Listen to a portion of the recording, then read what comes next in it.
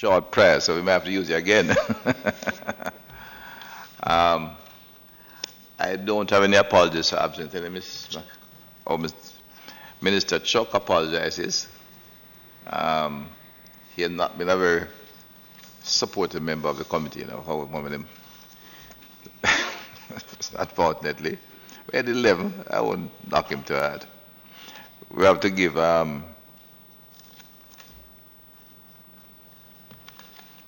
I think it's my member from South Central, Mr. Golding, who has been very supportive and has helped carry us through this thing. Today we're going to take a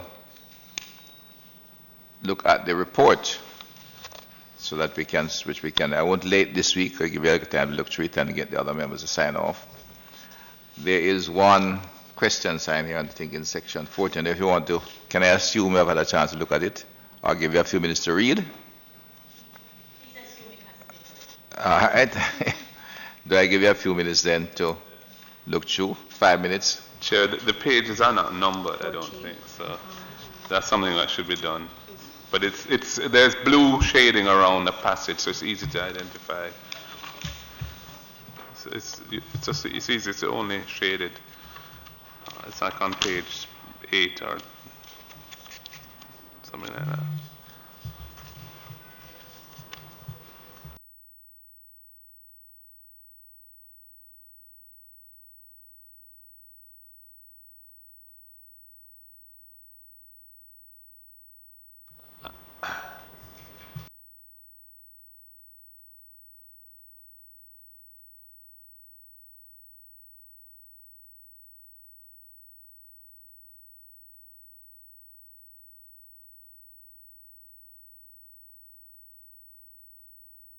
Chair, I'm not sure what the issue is, having read it. I'm not sure what the concern is or the lack of clarity, or maybe somebody could explain why it's shaded. Mm-hmm. I think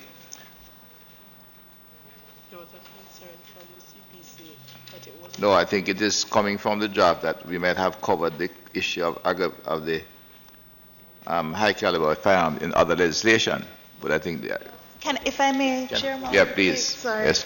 It's just that the CPC, myself, and committee clerk had a different recollection, or notes say something different in relation to what the committee agreed to and what it didn't. So we would appreciate if the committee would reconsider the matter.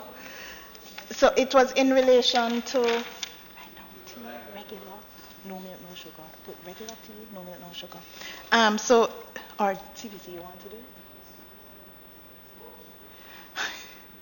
So it was in relation to the unlawful possession of dress or accoutrements of members of the JCF or JDF, whether it would be an aggravating factor in sentencing. So if a young man is found with he's found with dress or accoutrements from, say, the JCF or the JDF, and this is unlawful possession, so he does not have any legal authority to have these items in his possession, and he's being charged with an offense under the Act, whether this should be an aggravating factor in sentencing. And we have different notes as to whether the committee had agreed. We had also pointed out to the committee that there is a provision in the Constabulary Force Act that prohibits it, and it's an offense. It's a separate offense. And I can't remember now. I can check. I think there is also a similar offense in the Defense Act, which makes it an offense. So they could be charged with unlawful possession of these items separately. The issue then is whether you still want to make it an aggravating factor in sentencing if they're being sentenced for an offense under the Anti-Gang Act.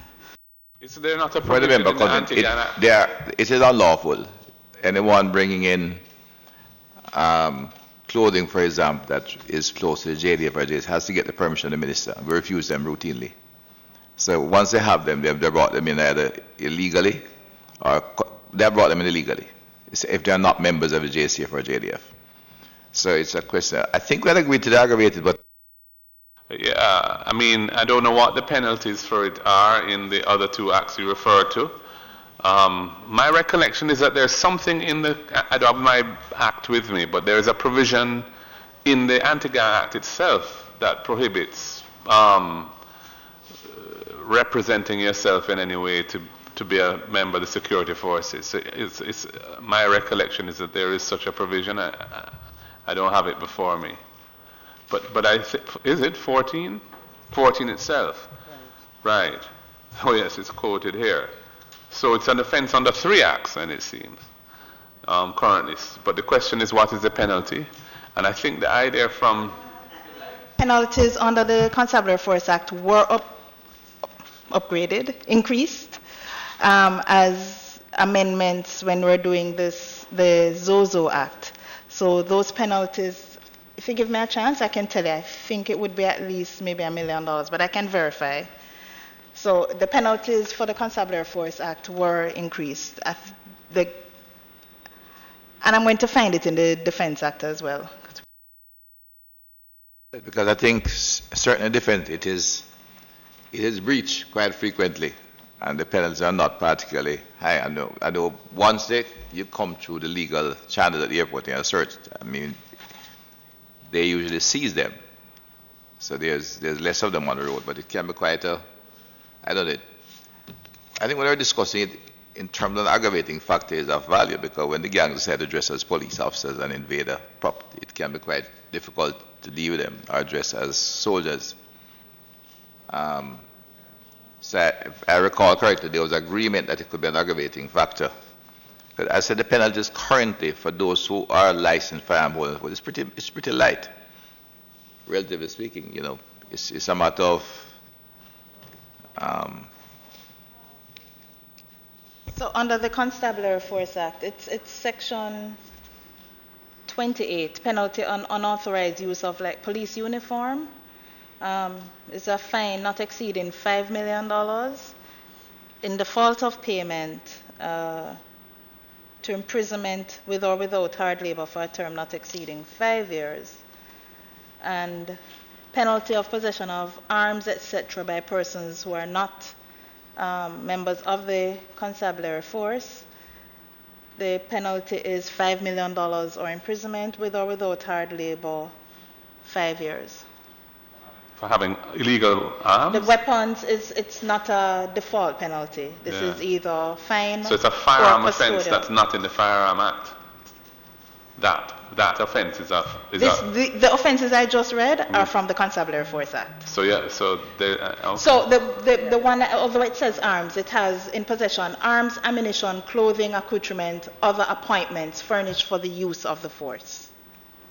Furnished for the use of the force. Yes, sorry, I should have. So all of those things would be things that the force had been furnished in relation with, to the force. And I you can now them. find the ones for the JDF. Let me. Yeah. So sorry, but the issue I was trying to make before is even if you charge a person for an offense under the anti-gang, I think with the recent amendments to the criminal justice admin, you can join some of these offenses, so they could still be charged for being in possession unlawfully of these items without it being an aggravating factor in sentencing, just as an option. I guess from a prosecutorial point of view, if there was a provision in the anti-gang legislation providing that committing an offense under the anti-gang legislation while having or wearing accoutrements of the force or either security force would be an aggravating feature. I don't suppose you'd have to prove the offense under that act in the same way. You would prove the offense that that person is charged with. And I guess the sentencing court or judge would be able to take into account the evidence that was laid before the court in proving that offense and see whether, if they felt they were satisfied as to the accoutrements, etc., having been used, then they could apply the enhanced sentencing provision without sort of separately having to prove that as an offense by adding it as a count in an indictment or something. I think in the current situation, there's justification to have it that way, with gangs being our primary focus at this point in time, and that they are causing serious problems. At some point, you may have to look at it if you diminish them and then begin to define gangs in some very nebulous way. But we know the gangs which are posing a serious threat to society. I think it's the appropriate thing to keep it as an aggravating factor. But You're saying keep it as an aggravating factor. In a sentence, if they were using accoutrements, bulletproof vests or Yeah. putting a sentence on. Okay, I won't make the intervention then, because I was about to show why, if the individual is charged for an offense of possession of these accoutrements, that the sentencing court, in applying, for example, would have to sentence differently. And if the court imposed the maximum sentence, if the sentence for the other offense is higher, then it wouldn't really make any difference, Right. because it would be, it is subsumed, they run concurrently. So if the wish is to, Make it a real deterrent. yes, then you have to keep it as an aggravating factor. Thank you.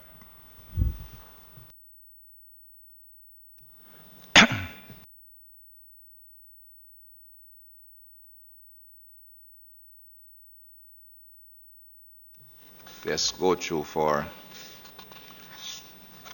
any other matter in the report that need to be reviewed. Interestingly, Sorry, was the just for defense- completeness, Yeah. I found it in the Defense Act. It's the same $5 million. So Parliament tried to ensure that the penalties were consistent. And that was also a more recent amendment in terms of the penalty. It was $5 million, or imprisonment for a term not exceeding 5 years. Thank you. So, Chair, having dealt with that one issue, which was highlighted in the draft report, how do you want to proceed today then? Because I can't recall, to be honest, exactly where we had reached in our last. Are there some pages we haven't yet looked at, or is? Yeah, we are finished.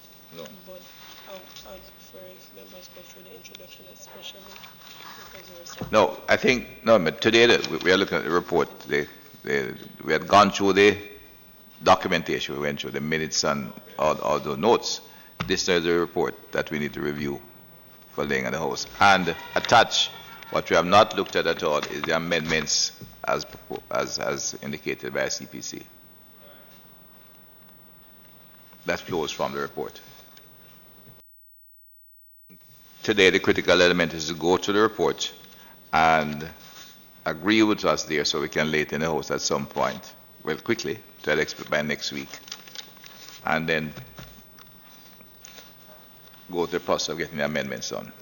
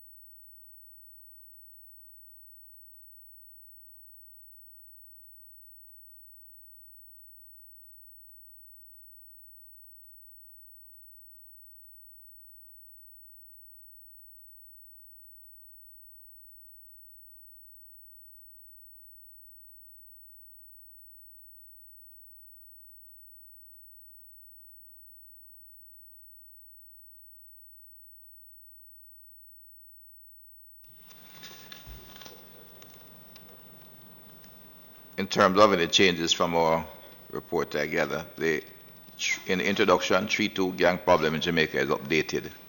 And that's the thing that keep changing from time to Chair, time. on the, again, the pages aren't numbered, but Section, take the section. yeah, section, thank you, 3.2. Yeah, that's the gang problem. Yes, That's the updated yes. statistics. There's a comment in the last paragraph about withdrawal by the Office of DPP of 2 major cases. But isn't one of those actually awaiting the verdict of the court?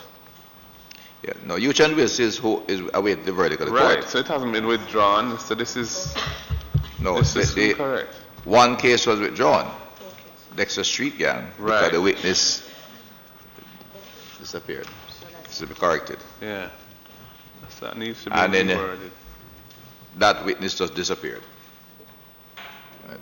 Some of the members have been rearrested for other offenses, but Yeah. I also think to describe in the paragraph before that as the number of convictions as being extremely low, given the context of the time it takes in Jamaica for cases to reach trial, yes, and that we would not be able to charge anybody for anything done prior to the act coming into effect, because it's not retroactive. I don't think it's an accurate way of describing the situation. There's actually been quite a lot of activity around this. So only a couple of matters have reached trial. Page. No, that's page, I say, under the introduction, 3-2 Yes. sections. 3.2. I agree with you, member, because in fact there are about 100 and up the 595, there are about 100 and with over 120 of them currently in jail. I don't think it's helpful to describe it as extremely low, as if it's obvious why the volume of convictions or even trials has not, because the whole thing has just started to. Yeah, well, we haven't had many, Get we have only had momentum. real one gang trial, as the Youth and Wills one, which is a Right. waiting thing. Right. The Dexter Street fell through because the witness went out and we can explain, that witness just refused to go into the witness protection program. Yes. The next gang, although we have had a conviction for Tesha and the murderers, Yeah, I mean- instead, but they're not anti-gang, they're the predicate offenses. The Klansman, Yeah. Tesha Miller wasn't convicted on I say it was under the Anti-Gang Act. It was not under the Anti-Gang Act. Yeah, it's not a situation where there's been a whole host of No. acquittals, for example, and only The, 2 convictions. Just the case flow Kings process Valley is just about to begin. hasn't reached the point of trial in many matters. Some of them, one of them, the trial is nearly finished. Another one, there was a problem with the witness. And you have a whole host of others that are in the pipeline coming to trial now. Well, Kings Valley begins this week, Yeah. and there's a big challenge in dealing with the actual Clans gang, which there are 50 odd members, and their investigation is going on. I think they're, in terms of investigation, anti-gang takes a long time. I think the Spanish one has been going on for about 3 ministers. 3 or 4 ministers have overlapped in that investigation. So I'm just saying in that paragraph, Maybe it should be, we the should just language say- should change. Yeah, I'm just suggesting take out the words the number of convictions is extremely low with, and just run it only 2 convictions have been recorded. So it would say despite the 595 gang members arrested and charged for various breaches under the Act, only 2 convictions have been recorded for anti-gang matters over the period.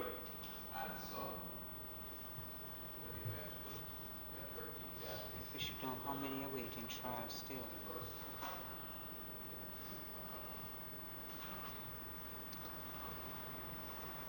Yeah, and you could, I mean, if we had the data on how many matters are awaiting trial, that would be helpful to put in there.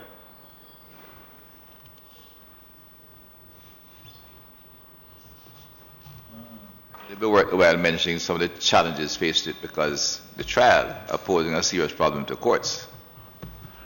Worthwhile mentioning in presenting the report because when they go to they totally disrupt the court system when you take a gang case down to the Supreme Court building. And we're looking now at finding alternative venue. The challenge of having 9 members of a gang, you not only need there's the technical side where they need But room that- for 9 lawyers and 9 different. That information didn't come before the committee. No, well, that's you know? true, yeah. I mean, maybe the case, but I'm just saying, in our deliberations, that wasn't really something that emerged about. Just a question. Is there a case by the name of the Queen against Dexter Street Gang? Or Euchen's Wilson Gang? Is there such a case?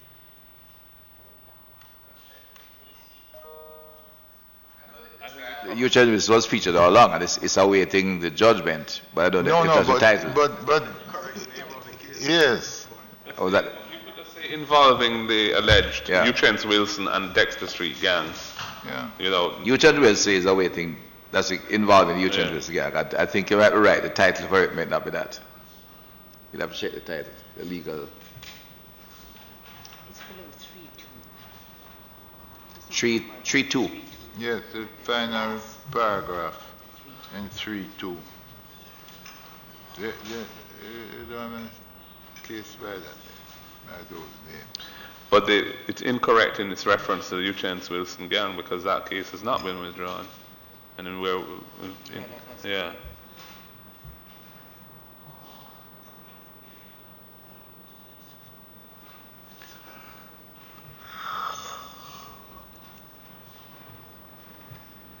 So it's of a major case involving the alleged Dexter Street gang. Yeah. Thank you.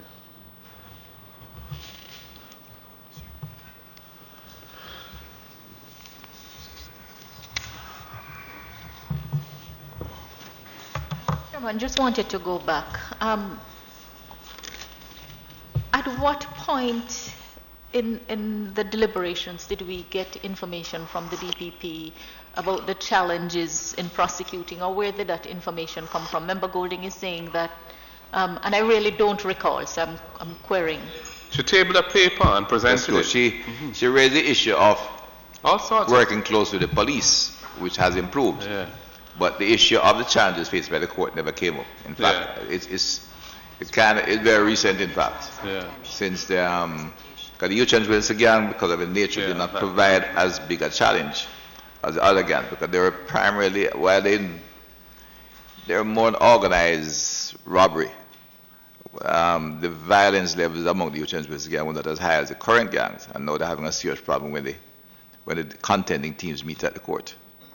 I was wondering where along the way did we have discussions about the challenges that are faced when we pass laws which would bring multiple accused persons as those involving a gang before the court, and the differences, the different procedures or the different arrangements that need to be in place in order for those matters AG, I that were don't not think- discussed at all. I don't think those logistical issues, which you're referring to and which the chairman has referred to, that didn't really come out in any of the submissions. Right.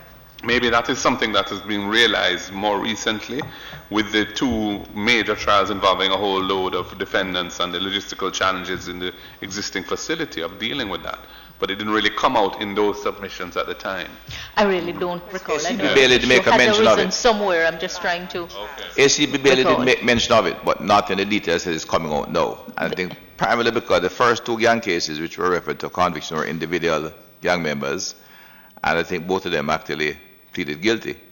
And then the Euchen's Wilson gang, I said, is not known for a high level of violence. They are more organized robberies. And the issue has become more acute when the Dexter Street and this gang coming up, the Kings Valley gang.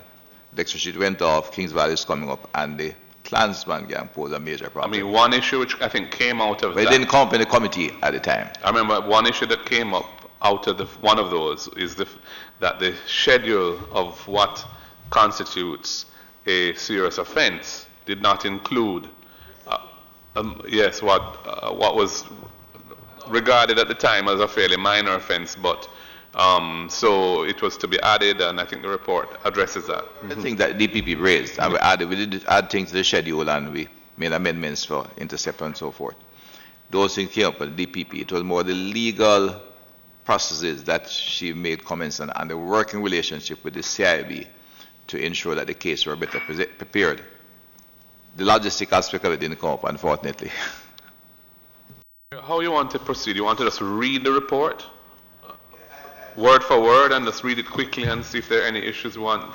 It's not that long. It's. I think that's a better thing to do, so we can sign off on it. And you want to ask the AG with their mellifluous tones to.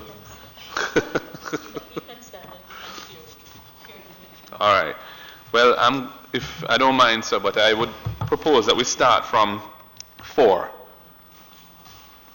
Section 4. Having quickly dealt with the other points. Finding and recommendation. Yeah. Okay, so I will read. Finding and recommendations, Part 1, Preliminary, Section 1, short title. Your committee notes that there were no proposals for Section 1. Section 2, Interpretation, Definition of Benefit. Your committee notes a recommendation from the Norman Manley Law School that the term benefit in the Act has a wide definition and is too vague.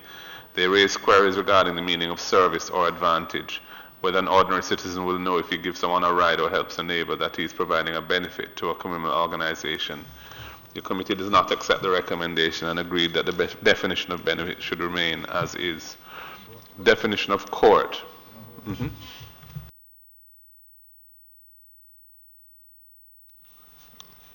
I just like Chairman to understand. So, what is the situation in relation to the ordinary citizen?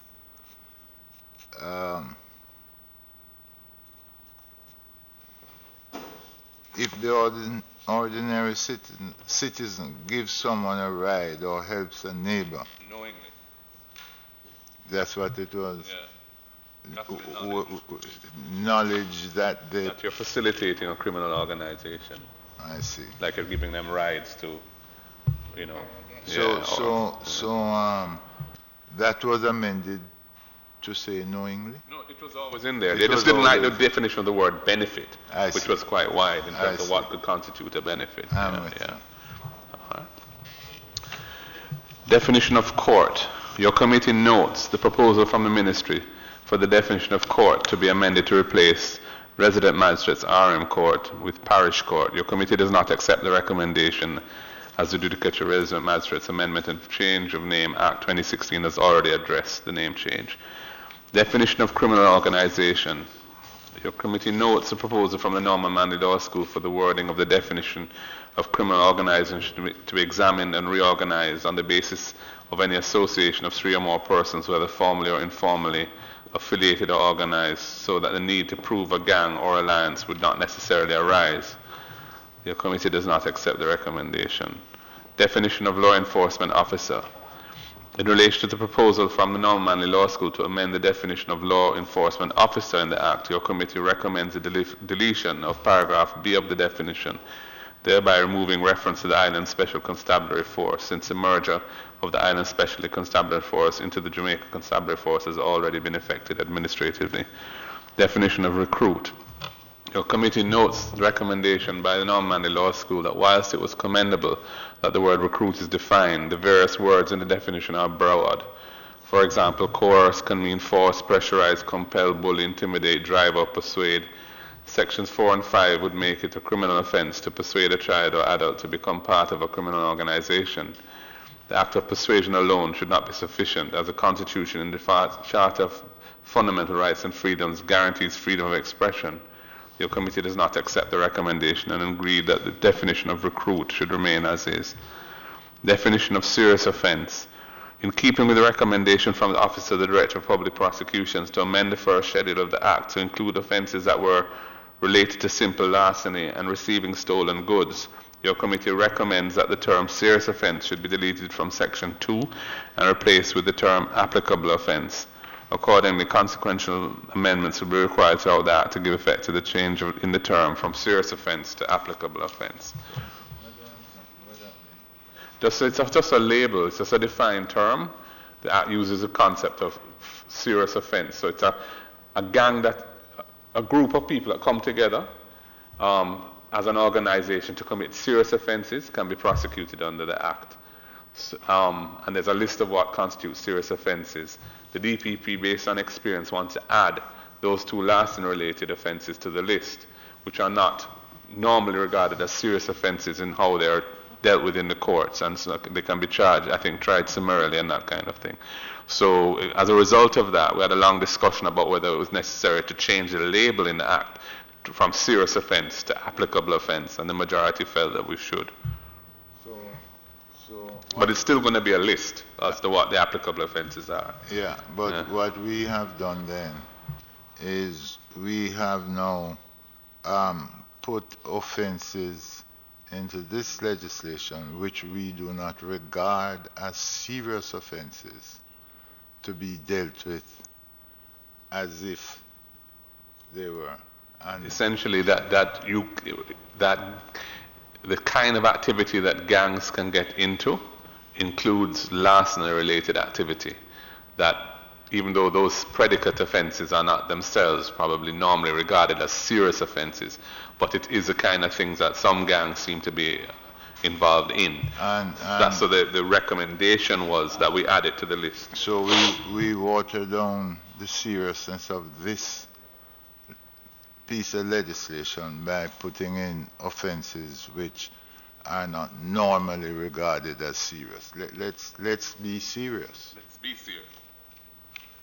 Is that what we want to do? Well, there are two issues there. I mean, and that's a substantive issue, which is, do we want to include in the list these two offenses, simple larceny and receiving, as being things which can be the subject matter of gang activity for purposes of prosecuting members or recruiters or whatever of a gang under this anti-gang legislation. It was a recommendation of the DPP's office that came this out be of, in added. fact, the youth and juvenile gang, which were involved in primarily robbery. So the issue of simple larceny and, they would invade a house, take out the television, and of course, and then fence it on the market, and it was a systematic operation. You do 20 televisions a month is good money. Or in the case of Clarendon, where they would steal goats, which is just pre-larceny. But it was the gang activity to get goat meat to Haiti, to get firearms. And therefore, there could be the idea is to bring those offenses where it is conducted by the gangsters under the Anti-Gang Act, where they can get a more severe sentencing. That was the purpose. Okay, well... But that's why applicable... I'm just telling you that there's a dissenting voice. Huh? There's a dissenting voice. But I mean, we mustn't lose focus. Don't lose focus.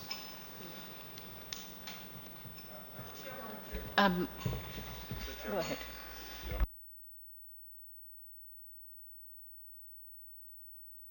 I don't know.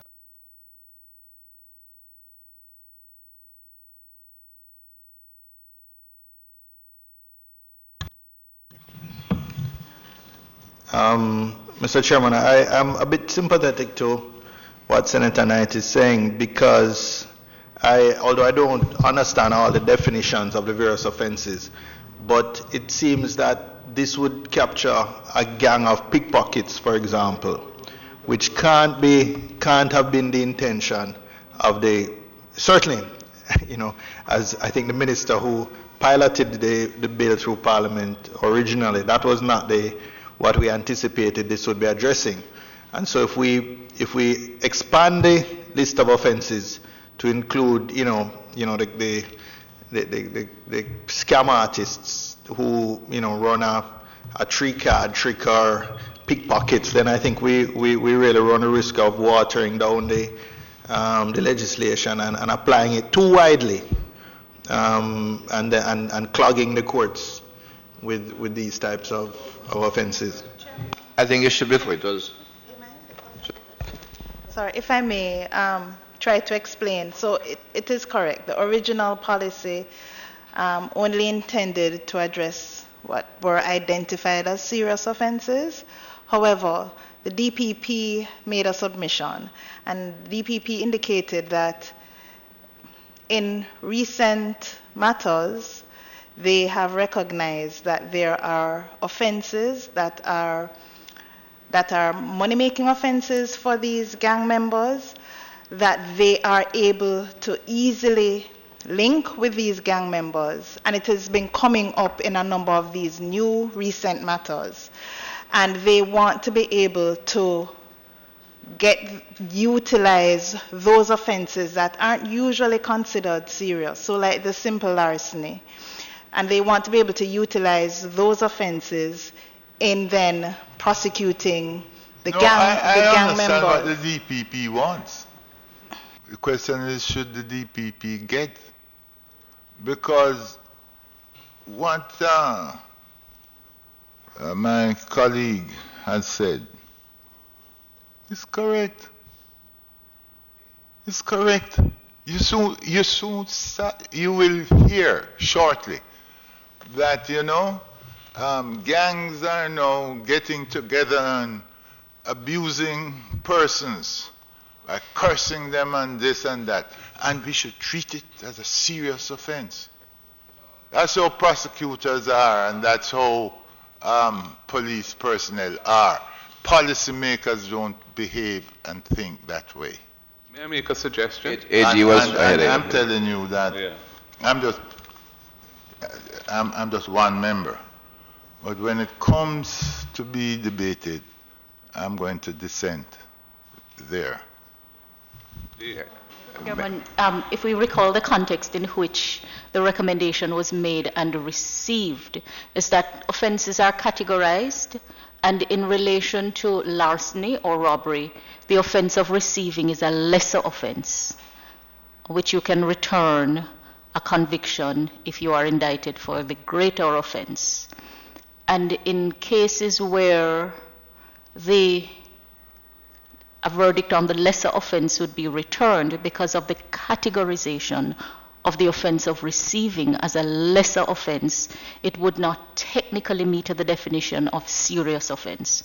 So the schedule would set out the type of offenses to be covered and would take care of the concern as to how wide the net would be cast and whether simpler offenses would be included, thereby taking a different route from what was intended. So the whole idea is to ensure that where evidence is clear that an offense has been committed, you do not end up with an acquittal for mere technicality because of how offenses are categorized. So the matter was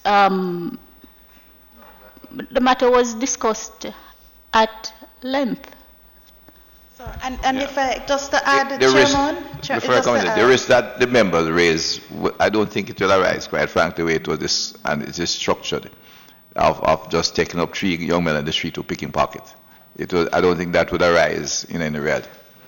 I can't see why. But can we just look at the definition of a criminal organization, because that is the reason the whole concept of serious offense is an issue. So in the definition of criminal, to determine whether a group can become or be deemed to be a criminal organization, one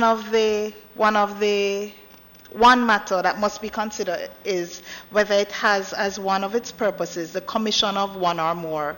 Right now it says serious offenses, and the suggestion was to refer to applicable offenses. And again, to go back to what the DPP has indicated, it is true that you determine policy in a different way than, say, a prosecutor, but you have to take into account when developing your policy and when reviewing your policy, what's happening on the ground.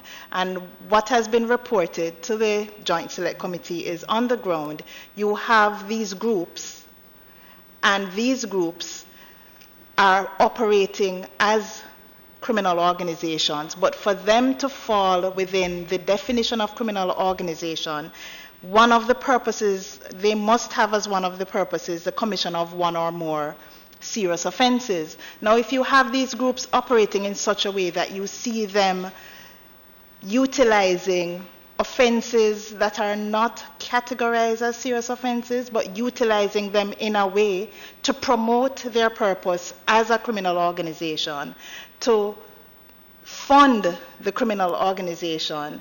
The issue is, should these offenses not then also be captured? Appropriate for us to look at what is defined as a serious offense. Because it might set, the concept, not the list. Because I do recall that part of what moved the committee at the time was that when we looked at the penalties, although defined as simple larceny, when we looked at the penalties, we thought they were substantial. So perhaps if we just get an idea of how the categorization arose, it might assist us in making a determination now. Yes, thank you, member. And I don't have it in front of me now, but as far as I recall, the simple larceny penalty is a custodial offense. And what was recognized is when we went through the listing of serious offenses, the listing didn't say anything of, say, once there's a custodial offense of, say, 2 years or 3 years or 5 years.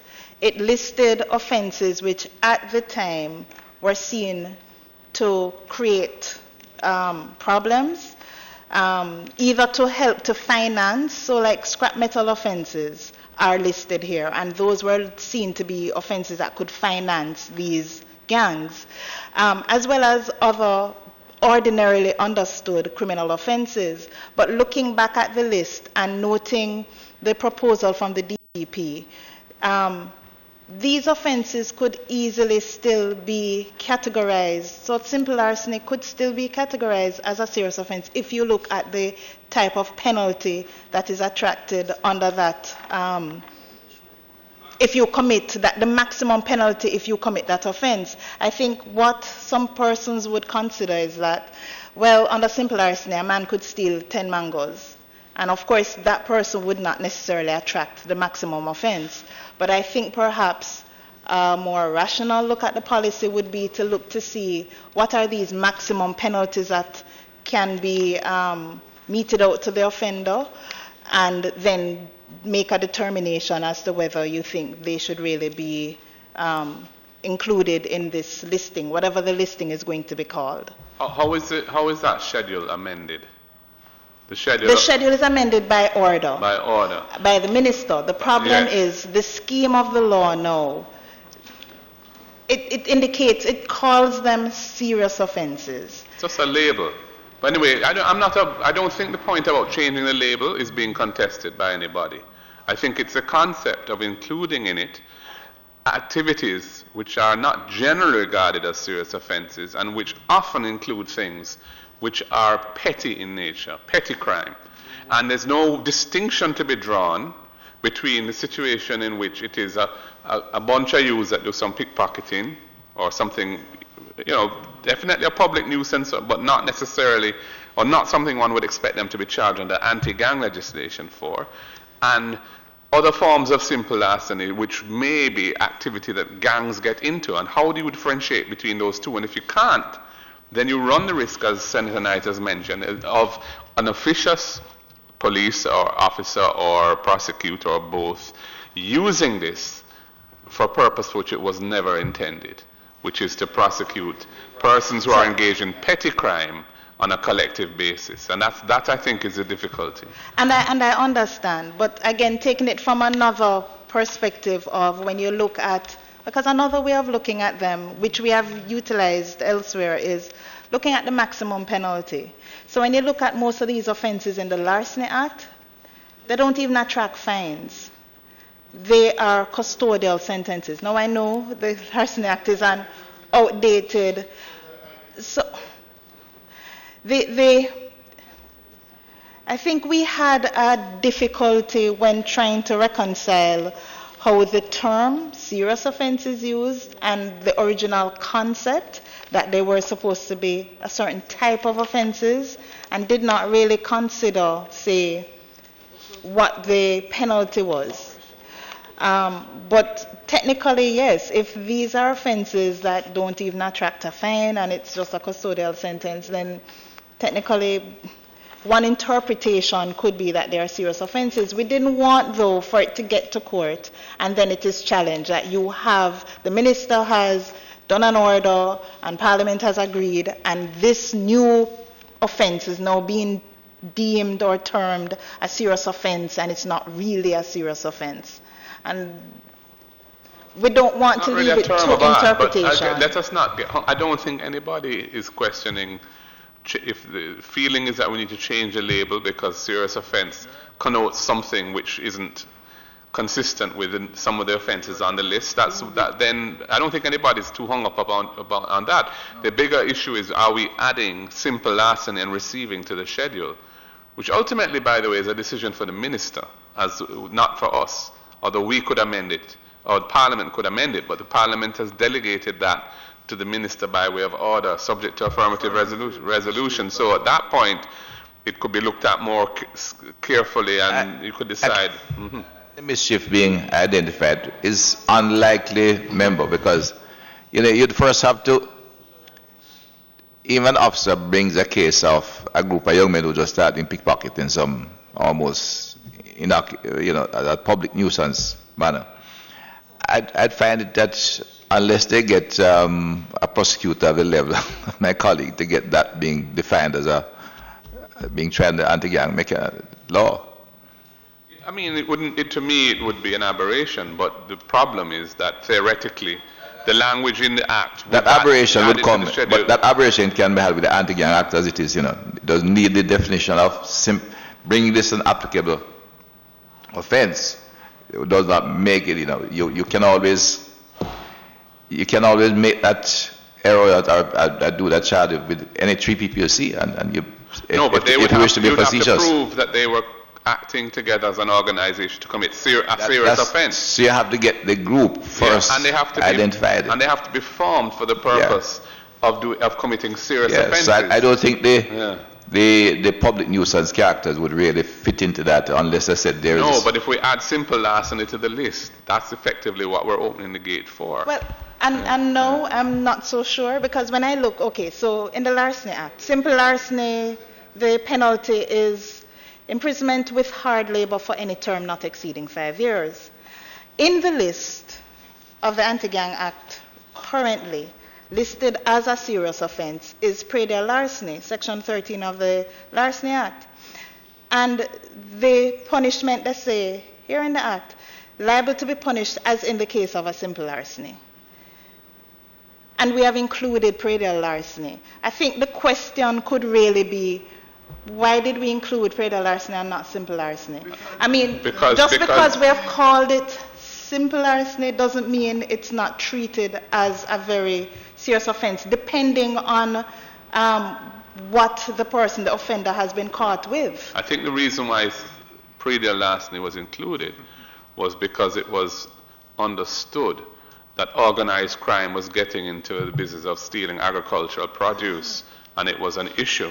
And now the issue affecting the agricultural industry in a major way. The simple larceny is such a wide concept that it covers such an array. It's basically theft of any kind. And the DPP has come to say that they have noticed that these groups, gangs, are now committing what would be offenses under simple larceny, and now seeing this as a growing trend, so they may have moved away from certain things, and they are now utilizing other ways to fund their organization. And these ways of funding organizations could be prosecuted as simple larceny. Could I ask a question? Yeah. What was the evidence produced by the DPP to show that this trend has developed? One issue. It was one case. And you call one case a trend? And there's not no a trend matter in that is prosecution before yet. them. There's no trend at all in the prosecution. It's a matter of the prosecutor's observation and the cases brought before them. Because we have only had one case tried, and another, there are 12 more to come. The 2 anti-gang cases are 2 small cases. Really, 1 major gang case has gone before the court, and the others are coming. So they're not a trend to refer to. This was the DPP's observation based on the cases she has and what the police concur with. I said it will be, We can go ahead. I'll leave it to the good sense of the Parliament. Of the schedule, so we'll have a chance to debate again. Part 2. So we'll leave that as is, and Senator Knight can make his points again in Parliament. Lobby too. Part 2. Offences for the disruption and suppression of criminal organization. Section 3. Offence of forming or establishing a criminal organization. Your committee notes there were no proposals for Section 3. Section 4. Offence of recruitment of child to criminal organization. Section 4.1, a person shall not recruit a child to be a part of or participate in a criminal organization.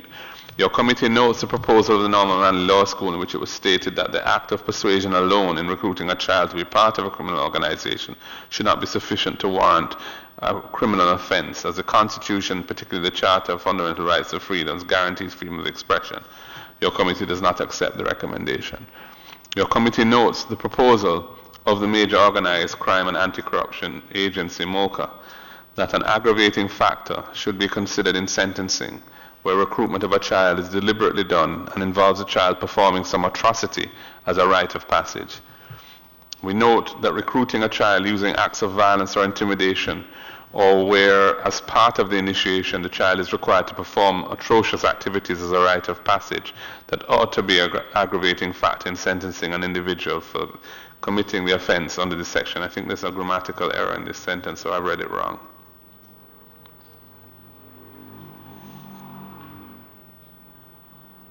I think it's the word or that should come out after rite of passage in that sentence.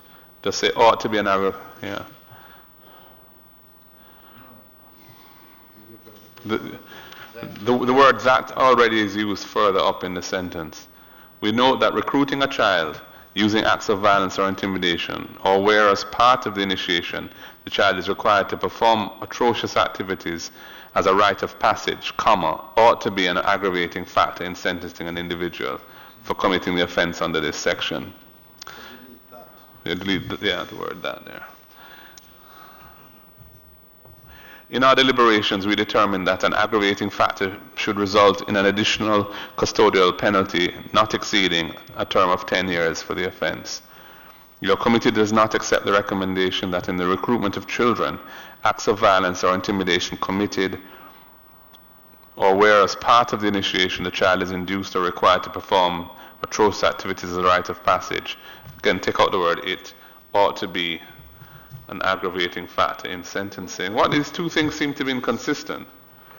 Yeah, those two sentences seem contradictory. Yeah.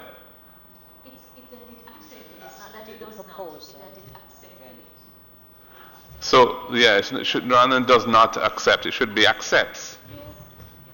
Accepts the recommendation. Hold on.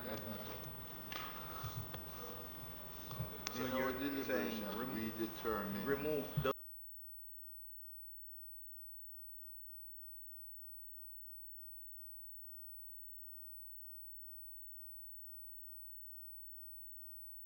You're encouraging children to commit atrocious acts as a rite of passage in recruiting. That should be an aggravating factor. That was definitely accepted.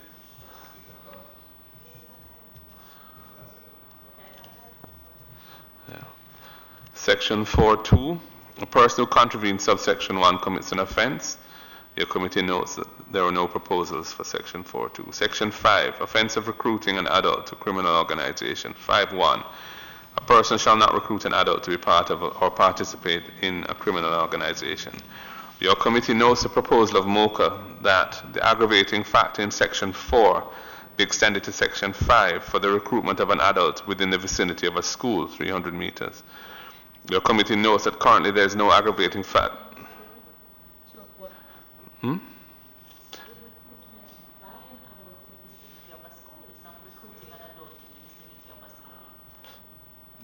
No, it's correct. Because it was limited to recruiting children, I think. Whereas they wanted it to apply even any form of recruiting in the vicinity of a school. You should not be recruiting. What's the rationale? The effect it has on the children to have that kind of activity. How the children know? How the children know? And we didn't agree with it. We didn't agree with it. Yeah. So your reflexive posture has vindicated. Oh, does not accept. Yeah. Do I need to read this paragraph? All right. Section 5.2. A person who contravenes subsection 1 commits an offense. Your committee notes there were no proposals for section 5.2.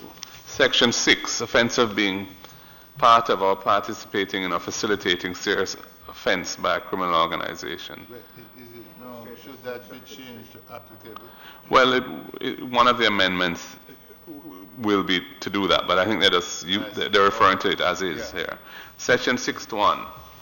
A person shall not A, be part of, participate in criminal organization, or B, knowingly facilitate the commission of a serious offense by or on behalf of a criminal organization.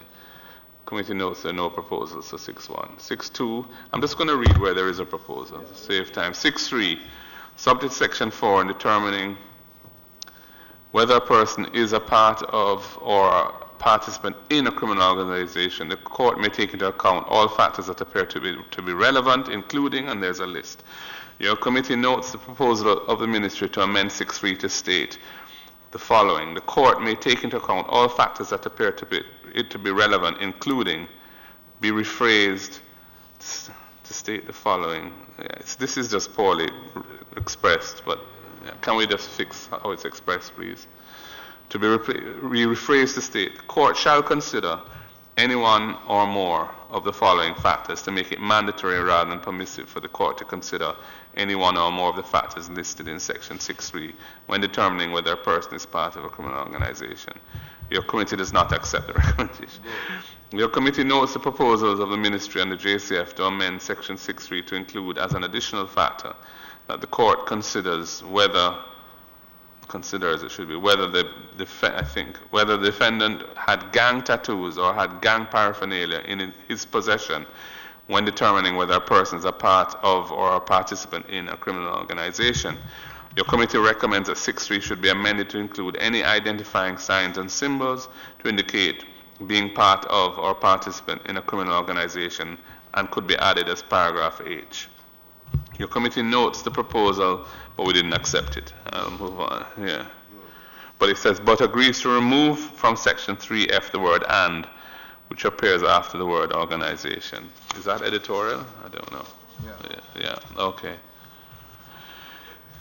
6.4, there were no proposals. Sorry, just to say, it's a little more than editorial because the complaint was that the court was requiring all factors to be utilized, whereas it's being removed. So we could say any one or more. So even though technically I guess it's editorial because there was so much discussion around it and because it was a specific proposal, I think it has to be mentioned in the report in this manner.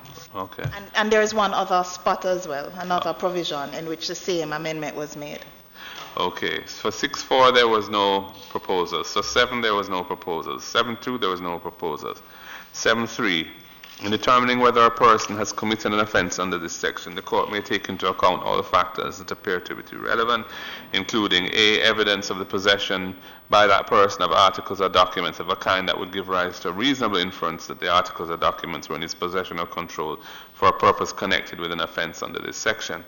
Your committee notes the proposal of the JCF, but doesn't accept it. 7.3b,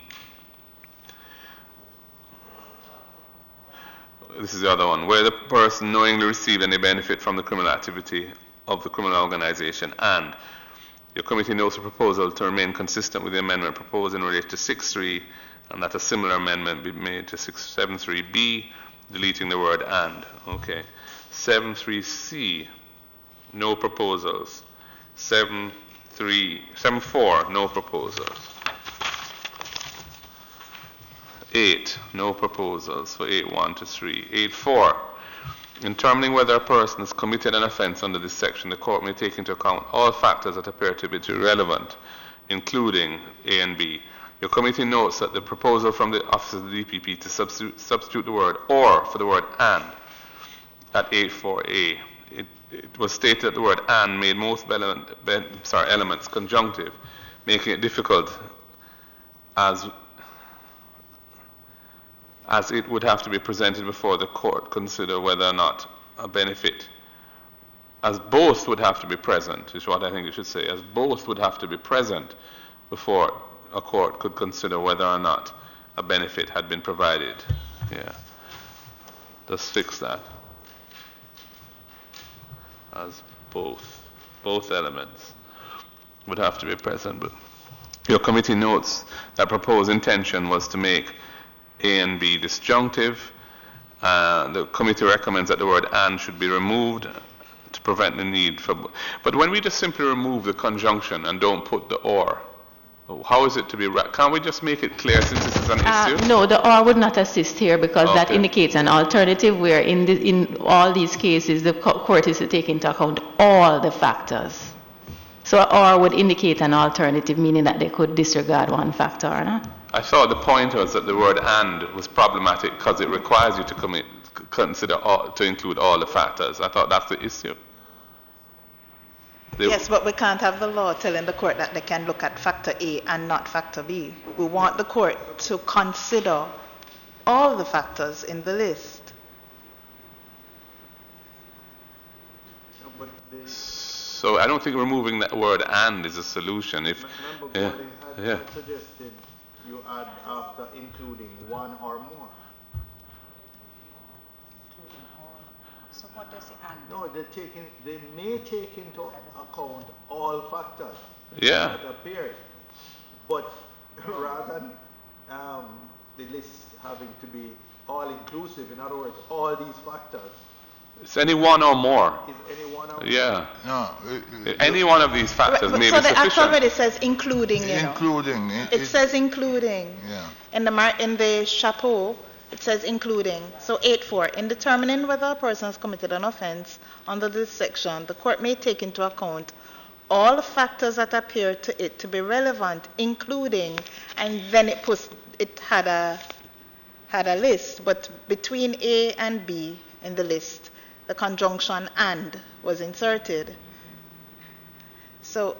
And it's a problem because you don't want it to be conjunctive. You don't want it to be that. I mean, I'm just trying to understand. The point is, by removing it, what are you achieving? It prevents. Well, I have to tell you, I didn't understand the point that was being presented in the first place. Yeah, because I really didn't think there was an issue. If you use proper rules of interpretation, if you read the chapeau that says the court may take into account all factors, including A and B, I can't see what the problem is. Yeah. But the proposal was to remove the word "and." The committee accepted it. All right, let's not go over it again. We'll accept the removal of the word "and." Section 9, no proposal. Section 10, we didn't accept. Not for the reasons stated, though. You can choose your reason. All right. Section 10.1, we didn't accept the recommendation. No proposals for 10.2, no proposals for 10.3, no proposals for 10.4, no proposals for 10.5. 10.6, a person who contravenes section 1, 2, 3, 4, or 5 commits an offense. Committee notes the proposal of MOCA that the aggravating factor be extended to 10.6 for the incitement or inducement of a child. We did not accept it. Well, let's just see what it says, because it's a little bit more nuanced. Yeah? We are of the belief that if the person incited or induced is a child, that ought to be an aggravating factor wherever it occurs and should not be conjoined with a particular location, such as within 300 meters of a school, which was recommended by MOCA in order to become an aggravating factor. Your committee does not accept the recommendation but agrees that the aggravating factor should be extended to 10.6 for the incitement or inducement of a child and should not be conjoined with a particular location. 11 rather. Do we have to read this? Yes. Offense of professing to be part of or participant in a criminal organization to obtain benefit. 11.1, a person shall not, and the sentence is set out there, the section.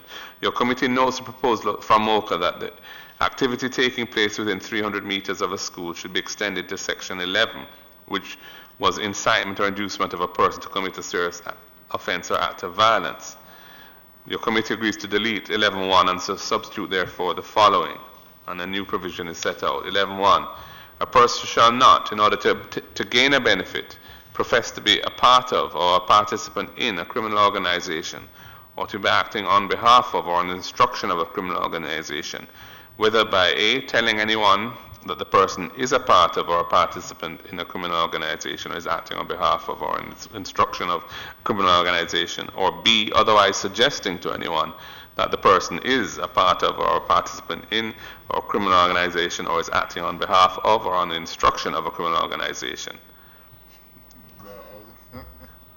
Right. I don't know. What? So 11.1 was a person shall not, in order to gain an unlawful benefit, profess to be a part of or a participant in a criminal organization, and it said whether by telling any person that he is a part of or participate in a criminal or otherwise suggesting. So all we've done is rephrase this. Is that all we've done? To make it a bit more turgid, because it kind of read very. Anyway. This doesn't seem to, does this have anything to do with the MOCA proposition that the activity taking within 300 meters of a school should be extended to section 11, which was incitement to induce of a person to commit a serious act of violence or offense? This doesn't currently make sense. Mm-hmm.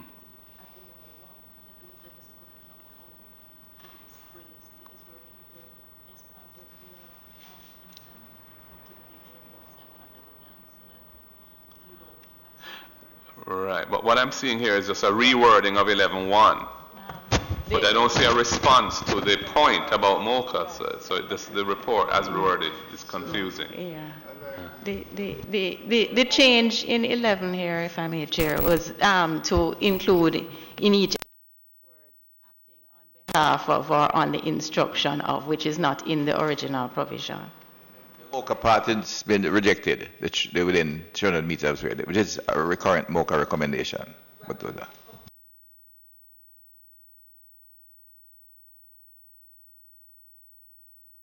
are two different issues. One is the rejection of the MOCA recommendation, and the other is a decision to reword 11.1 so as to include situations where the person is acting on behalf of or on the instruction of.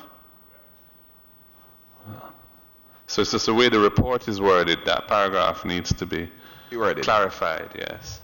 So this is an offense obtaining by false pretense. Something. Okay, no proposals for 11.2. All right, 12. Offense of preventing, etc., person from ceasing to be part of or participant in a criminal organization. 12.1. Person shall not take any action to prevent, deter, or obstruct a person from ceasing to be a part of a criminal organization, etc. Or B, from ceasing to provide a benefit to a criminal organization. The committee notes the proposal from MOCA that the aggravating factor to be extended to be extended to section 12, which was incitement or inducement of a person to commit a serious offense or act of violence in respect of a child. The committee does not accept the recommendation, but agreed to recommend that it should be an aggravating factor in sentencing a person found guilty of an offense under section 12, where the activity to prevent, deter, or obstruct a person from ceasing to be part of or participant in the activity of criminalization is in respect of a child.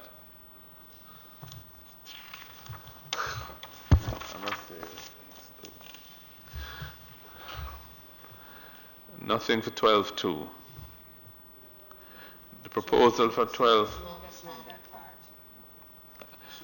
Yeah. Just for me to understand. Just so I understand, we are at 13, aren't we? Yes. A person shall not take any retaliatory action because a person refuses to become a part of. So, if A beats up B, maims B, because B would not participate in a gang activity, what is the charge? Is the charge wounding with intent, for example, or It can be charged under the 13. charge is under 13.1, yeah. Taking retaliatory action to, because someone refused to be What's the penalty for that? The penalty for 13? Quite serious. I would think. Could you just tell me? You don't want this in anti-gang act? Yes. It's on conviction and indictment in a circuit court to a fine or imprisonment for a term not exceeding 20 years or to both such fine and imprisonment. And what is wounding with intent to murder?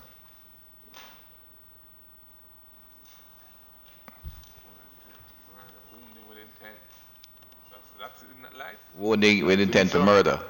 I think the penalty is life. Can be life. So that is a more serious penalty Than this. than this. Yeah. What do you mean? Not have wounded him with intent to murder, but But you wounded if he, him with intent to... but if he does, Then you could charge him. you could still charge him under 11.1. 13.1. I just wonder if 11.1 makes sense. 13.1, you mean? 13.1? I just wonder. Because You're saying whatever 11, you what do do, there is an ulterior offense. You're on 11 or you're on 13? I thought you were on 13. I'm on 13 is dealing with retaliatory action. 11 is a different offense. I was reading the offense for 13. Yes, I The thought you were offense dealing for, with 13. but the offense for 11 is 11. on conviction and indictment in parish court to imprisonment. No, for a no, term. no. 13 is where we were. Oh, it is 13. Yeah. Where 13 is, man. After 12, And before 14? usually. Though I know times same page. times are changing, but Yes. Same page as a blue mark. Right. What did we decide? Your committee, you don't accept? no. Yeah, okay. It was to do with putting people in this care of the state. And that's what we didn't. That was what the recommendation was, No proposal for 13.2. 14, impersonating a law enforcement officer. We dealt with this earlier, right? No proposals for 14.2. 15, the second schedule, which is the offenses and penalties. 15.1 is recited here. Your committee notes a proposal from MOCA regarding an offense of using property, inclusive of real property, for purposes which constitute an offense under the Act. Section 15 is related to the schedule, which consists all of the offense creating sections and the applicable penalties. Your committee accepts the recommendation, but we don't even know what the recommendation is. I mean, the way this is worded is really not helpful. There's a proposal.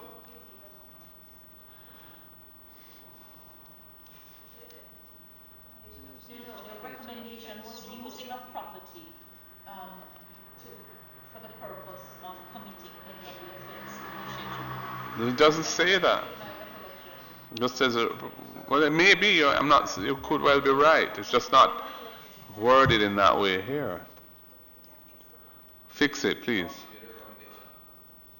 And knows the need to create an offense of using any premises in furtherance of gang activity similar to what obtains in the Law Reform Fraudulent Transactions Special Provisions Act. Right. So if you could just make it clear, the first sentence of your committee notes, I think, should be clarified what the proposal was. 15.2, your committee recommends and agrees that Section 52 should be expanded to address aggravating factors, especially in relation to schools. We also agree that 15.2 should be expanded to include reference to the other offences under the Act in respect of which the committee agreed that aggravating factors are to be applied when sentencing a person convicted of any such offence. So in other words, dealing with the aggravating factors through a mechanism like this, and referring to all of those in one go. Yeah. Okay. 16, there was nothing. 17, we didn't accept the recommendation. Wait. What the recommendation? Was to have 3 or more judges. Yeah, it's not going to happen. I just want to note that I am against this growing trend of dispensing with trial by jury. Trial dispensing with trial by jury, replacing with single judge trials. No. Right. Though for gang offences it was considered necessary. I just wanted to be known that it's, to me, yes. It's a whittling away of the rights of the citizen. Okay. Whittling out, no, but I don't think we need to have a debate on it because it's a point that he's making, but it doesn't really relate to a specific recommendation. Yeah, and it was not accepted. Well, they were never saying that it should be a jury trial. They were recommending that you have 3 or more judges to preside at the trial rather than having a jury, and it wasn't recommended. So I think we can move on. 7.2. No, the comment by the member. Yes. If we did move, however, the recommendation was not for a single judge, it would be a panel of judges, which would still be a deviation, but I agree. I'm just saying that the matter is going to be tried by a single judge. Yes. And I am noting that it is a whittling away of the rights of the citizen to be tried by a jury of his or her peers. Right. In serious offenses. Right. Yeah. Okay. 17.2 is set out here. What was it? Okay. The committee notes the proposal from the ministry that 17.2 be amended to include provisions for the protection of surveillance officers during operations. And it goes on to say in the report, your committee does not accept the recommendation but recommends the exploration of a way in which the surveillance techniques and legislative and administrative tools can be consolidated into a single process.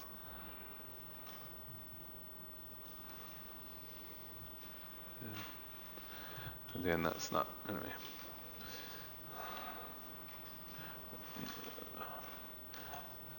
There's a long discussion here. What's all of this? Pseudonyms.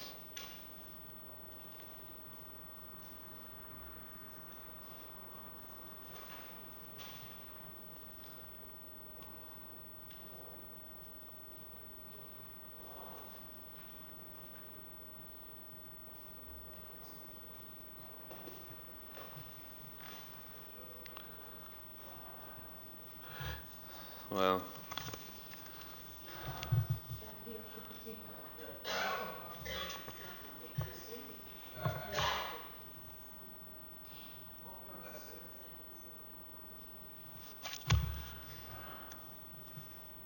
okay, I'm going to move to 17.4.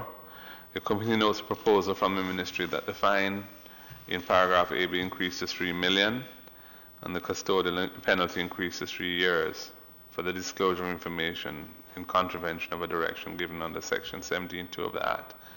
Your committee recommends increasing the fine to 3 million but does not accept the proposal to increase the term of imprisonment. The reference here to the RM court should be to the parish court. Mm-hmm. Well, that yes. Yeah. But the Act has been amended. Yes. So the Act has been amended. It has. The Change of Name Act amends it, which shall be read and construed as, even if the actual printing does not take place, the construction of. Right, and nothing for sections 18, 19, or 20. Proposals for new provisions to be included in the Act. Someone else can read now, I think. I reckon I've done quite a lot. I think you're capable of doing quite a lot more. So I go to Part 5, new proposed provisions to be included in the Act, tipping off offense. Your committee notes a proposal from MOCA that there be a specific recognition of and enhanced penalties that come out for law enforcement personnel who are proven to be members of a criminal organization and or are actively committing the offenses prescribed in the Act. This is in relation to law enforcement personnel who tip off criminal organizations operating in particular communities, impeding law enforcement deployments, and who carry out extrajudicial killings, etc.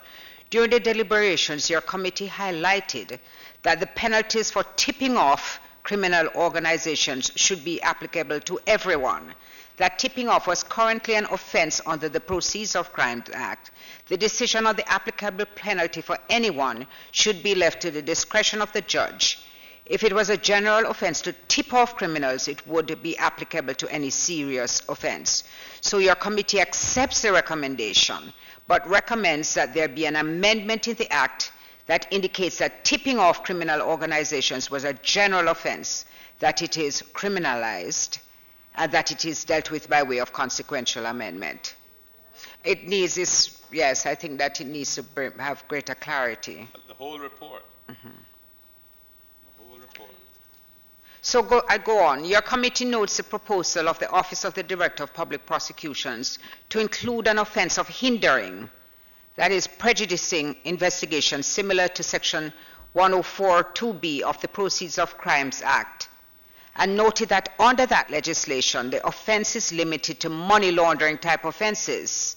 The offense relates to falsifying, concealing, destroying, or otherwise disposing of, or causing or permitting the falsification, concealment, destruction, or disposal of documents that are relevant to a money laundering investigation.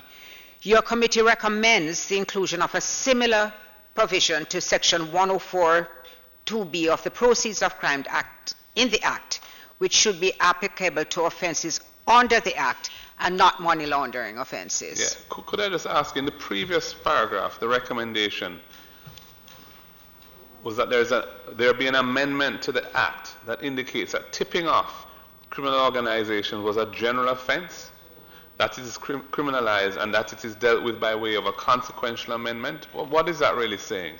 I think it was just saying that whenever you commit, you will have a tipping off offense that will apply to all the offenses. I understand that, but it says amendment in the Act that indicates that tipping off was a general offense. I think the words consequential amendment don't apply because there was, you see, there was discussion unfolding about whether it would have been done elsewhere. Right, which it probably should be, because the Act does not really create general offenses. I think there was a decision at one point that they wanted to have tipping off any offense. If you tip off in relation to any offense under the Act, it should be an offense.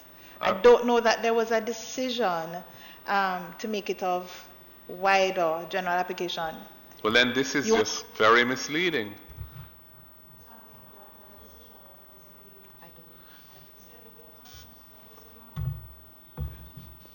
Yes, I think if you're going to tip off somebody that, you know... So CPC has it in her list of amendments as a consequential amendment to the criminal justice admin. Fair enough. We'd have to then adjust the report accordingly. Yes, just to make it rational there. Yeah. So continuing the new provisions to be included in the Act, there's one compelling a suspect with an electronic device to provide the police access. That there was a discussion about that, and they pointed out that the Cyber Crimes Act already provides it, so the committee did not accept the recommendation. So I move on to the treatment of non-nationals. Your committee notes a proposal from MOCA regarding the treatment of a non-national being considered as a member of a gang. The rationale being that if said person came into the jurisdiction to be involved in gang activity, that ought to be treated as an aggravating factor when sentencing a person convicted of an offense under the Act. During the deliberations, it was raised that the offenses committed would have to be proven, but the point was to create a strong disincentive for foreign nationals to come to Jamaica and become involved in such activities. The prosecution would have to prove that the purpose for coming into Jamaica was to be involved in gang activity, and if the person came as a member of a gang, a citizen or not, he would be arrested, charged, and convicted under the Act. It was added that once he's an associate or member of a gang, his citizenship status would not matter. So your committee accepts the recommendation to the extent that a non-national being a member of a gang should be an aggravating factor. And all I said, Chairman, this report has to be worded in a more, it has to be tightened up, edited. Needs some serious editing. I just want to understand.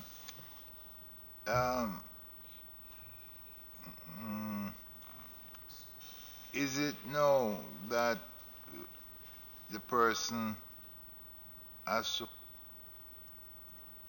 to come intending to be a gang member, or having come becomes? Because two different ways. How I read it was, if the person who is convicted of an offense under this Act is a non-national, that is an aggravating factor. That's how I read it. Because what the report says now, we don't really want foreigners coming here and getting involved in the rationale being that if said person came into the jurisdiction to be involved in gang, it's incoherent. And then it says later on to come to Jamaica and become involved. Two separate concepts. That's why I thought that it needed some clarity, because the recommendation which was accepted is that the fact of the person being a non-national should be the aggravating factor, not whether he came in with the intent or developed the intent after being here. Agreed. What this was capturing was just the development of the discussion. The language so, you know, when it was first proposed, extensive deliberations, and there this were is an attempt to summarize it, but it doesn't really help. You know, Just some of that change editing the language here, because the object is to, as I said, if convicted, if the person is non-national, then it's an aggravating factor, because much of our criminal gangs, you know, for this depend on paragraph, transnational crime. I would just recommend you keep the first sentence and the last sentence of the paragraph.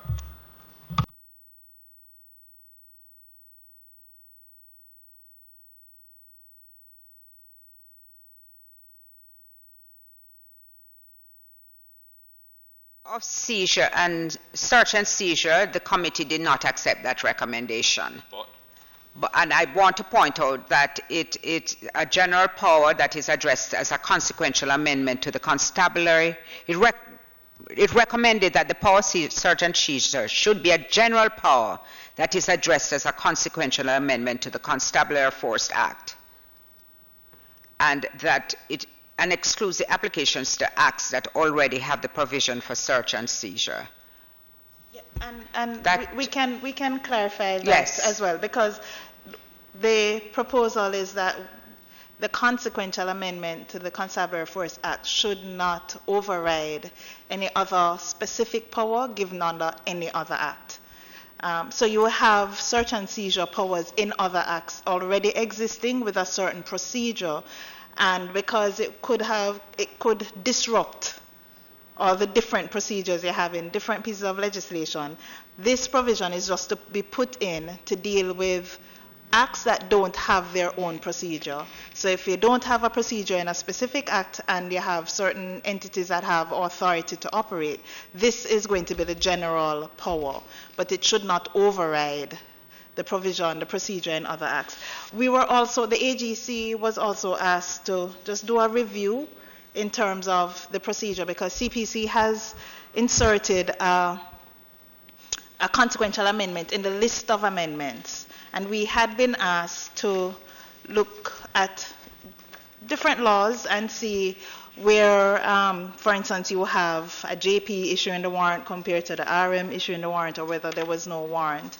And we did a summary review and could not come up with a rationale as to why one law would indicate that it's the JP that issues the warrant, as opposed to those other laws that indicate that or provide that the parish court judge should be issuing the warrant. There didn't seem to be a discernible reason in the laws as to which authority issues the warrant, which was something that we had said we would have tried to help to guide the committee, because the committee will have to take a decision whether or not it should be a justice or a parish court judge that will issue the warrant here, because the provision that has been included is a procedure relating to a warrant. It's a warrant procedure. And just to indicate that, although I don't know if we're looking at the amendments, we have a proposal to include another, perhaps a sort of subsection in the procedure that is set out, just to indicate that, which is an existing provision in the Constabulary Force Act, but limited, to allow for the warrant that is issued to not physically be at the place when you are executing it, but it could be handed over at a later stage.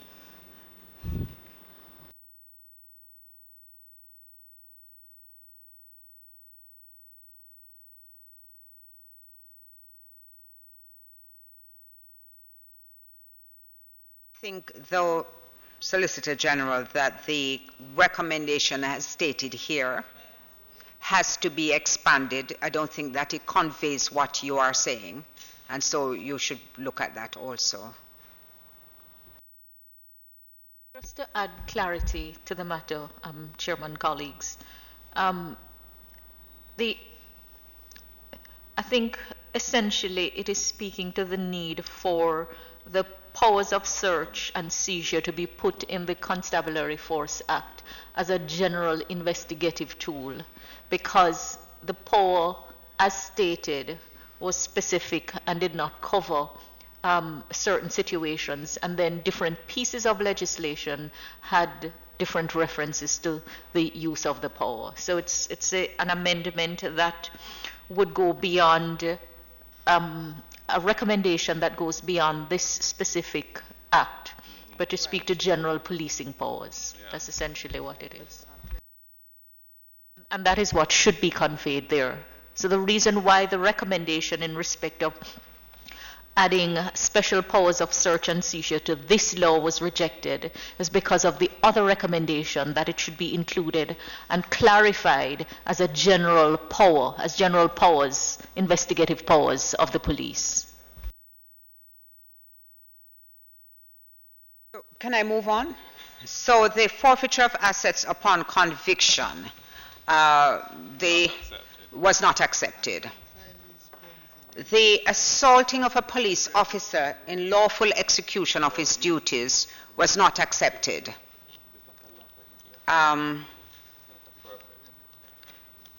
The pre-charge detention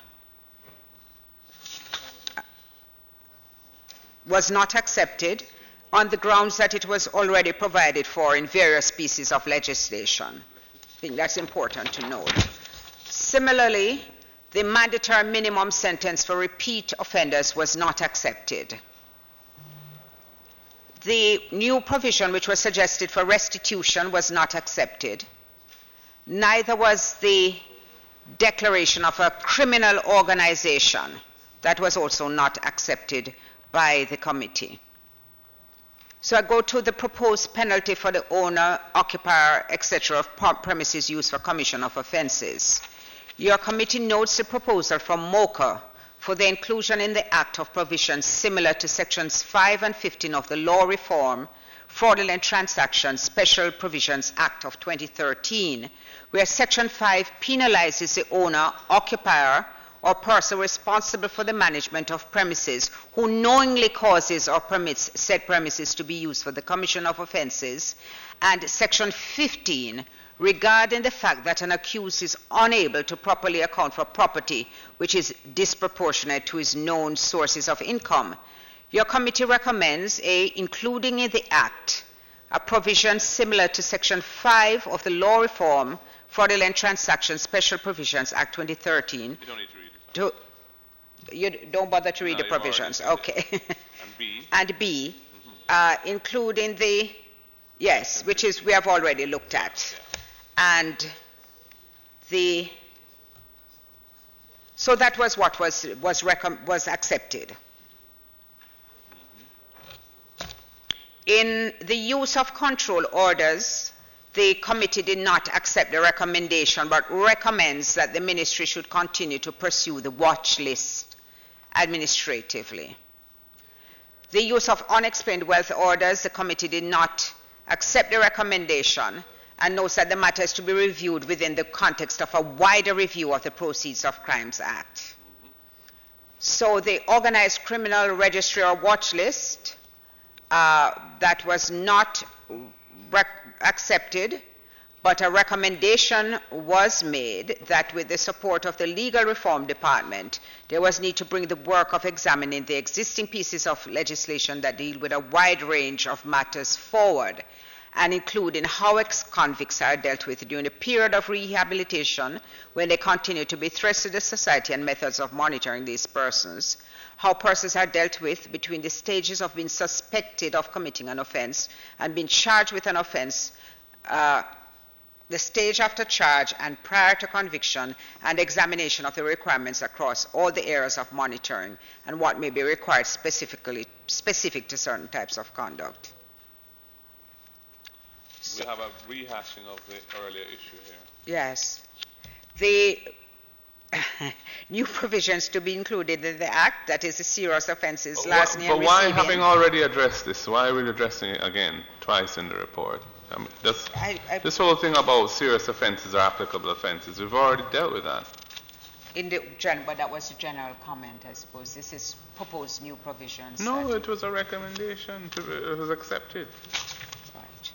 With the blue shaded words. We did discuss it earlier, and we did. Not the blue shaded, but it came up. This is a repetition of the same 14. point. Was it 14? We were right. We spent some time. Wasn't that it? No, not that one. It's not 14, but it came up before, man, didn't it? Didn't we already discuss it? Yes, we're discussing the serious Changing replaced by serious to applicable. applicable. We went through that. So that speaks to a previous discussion we had. I'm just saying if we've already dealt with it in the report, so we don't need to deal with it again. It's just duplicative. Yes. We'll have to look to see how we can consolidate. Yes. But it would be removed from here. Right. Yes. Okay. Yes. That was my only point. Yeah. Intercepts? So the general recommendations, interception of communication, your committee recommended an amendment to the first schedule of the Interception of Communication Act by way of an order by the Minister of National Security in accordance with these provisions. It was done. This was done. In unexplained wealth and criminal. Yes, it was. Achievement of the committee. The unexplained wealth and criminal lifestyle offenses was actually done too in July 2019. Was it? That's what it said. Yeah. No, this is what, because we had said we did not recommend the An amendment to the second schedule with an order. Yes, we had said that it was dealt with elsewhere, the unexplained wealth. Offenses under the Act will help to determine. This doesn't make no sense to me. This is just the general recommendations. It's just indicating that these orders were done because it was when What was done though under the this order. unexplained So there wealth? was an order done under the Interception of Communications Act to include offences under this act. So when a warrant is being issued under the Interception of Communications Act, they can issue the warrant in respect of offences under the Anti-Gang Act. Correct. And That's the first only bullet point. What's the second bullet point? under POCA. So under POCA, you have what's called a criminal lifestyle. But for the court to determine that the person does have a criminal lifestyle, you have to look at the offences that are listed in the second schedule of POCA. Anti-gang had not been listed in the second schedule of POCA. It's after these matters were being discussed early on in these committee meetings that happened. That should have been done already, and it was an oversight. So this says it was done. It was done in July 2019. But the reason it would be in the report is Yeah, but I'm just saying the caption is very confusing, unexplained wealth. we can address it. All they're and we trying to can say is that explain offences under the Anti-GAM Act have been added to the second schedule of Yes. POCA. That's all we're saying. And yes, Yeah. so it's both to the Interception of Communications Both, Act yeah. and to POCA. Yes. But this is very, yeah. Yes. Yes. So it can be rephrased. So, and we can also explain why it's being mentioned here, which is that the discussion came up, proposals were made, discussion came up, and then the order was done while the committee was meeting to address those concerns. So it can be rephrased. Witness protection. Your committee recalls that the issue of witness protection was not dealt with extensively in our deliberations. We noted the matter of challenges with providing secure interim protection accommodation for witnesses in the witness protection program and the implications for successfully prosecuting gang-related cases. It was noted that the prosecution of a major gang was recently discontinued because the main witness had become unavailable. The reasons, therefore, were unknown. This raised a question as to the reasons why said witness, as a key witness, was not adequately protected. Your committee recommends that the witness protection program be re-examined with a view to considering the inclusion of former gang members as well as persons who would have participated in committing criminal offenses, and that the program be expanded to accommodate the security of such witnesses after they have completed their period in custody.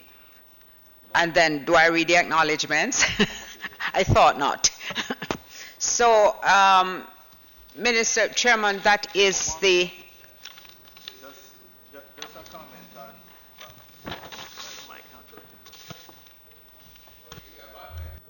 Just a comment on that, the witness protection.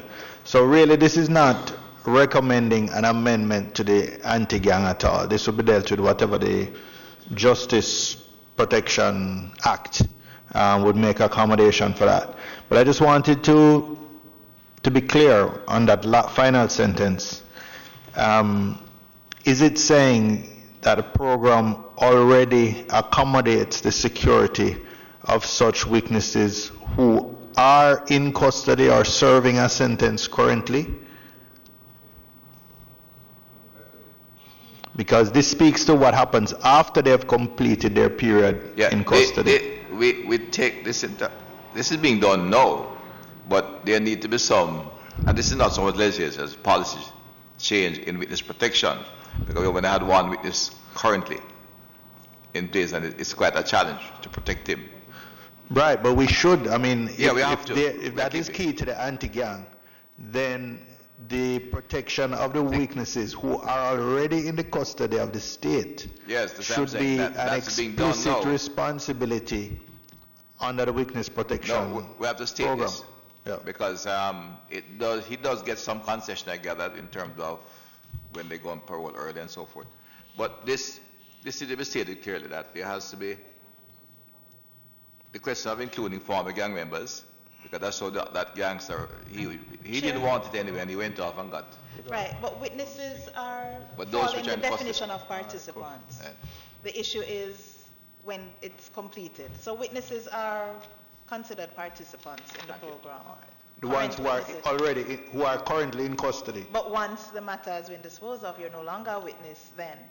So I think this is Once the what- matter is come, we still protect them, So this is suggesting but that this has to something be should put in. happen after. Okay, so after we're the really end of the- suggesting an amendment to the, I think it's The called the intro. Justice Protection Act. Yeah, What we refer to. except the committee didn't go as far as to say amend the act. What the committee was saying is ministry go back and consider these matters. Okay. Because there were varying views about resources and a number of issues that would need to be taken into account. So this is why it's worded this way. Committee did not say amend the act, it said reconsider with a Probably, view to, unless the committee now wants to say something else. Probably, Mr. Chairman, just to get at the same thing, maybe the committee could, well, rather than being specific to these couple issues, probably the committee could recommend a broader review of the Witness Protection Act or or Witness Protection Program or the Justice Protection Act, which I think creates a framework for that, because so much developments have occurred since that original act was put into place. And I remember even during the time when I was minister, we had recognized deficiencies in the act, and particularly when it came to protecting witnesses who were members of gangs or were subject to or were involved in gang trials, and just things in terms of protecting their identities and that sort of thing. I think generally, rather than just look at these couple of things, it might be better to just recommend a broader review of the Justice Protection Act and the Witness Protection Program.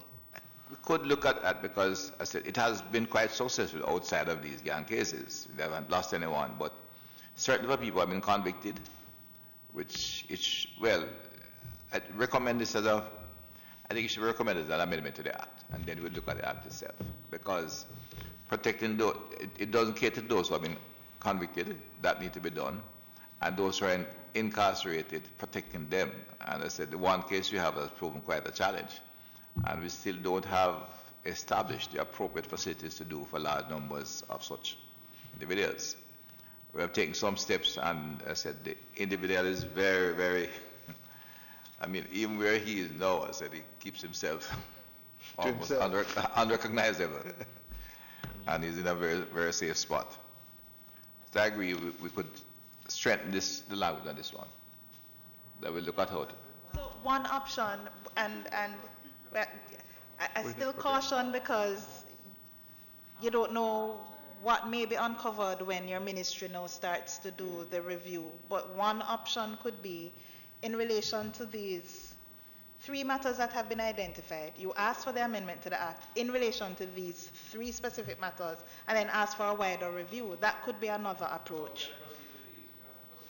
Right, since these were specific recommendations that were made to the committee. Right. All I'm saying is don't limit it to this, but suggest a broader review of the Act.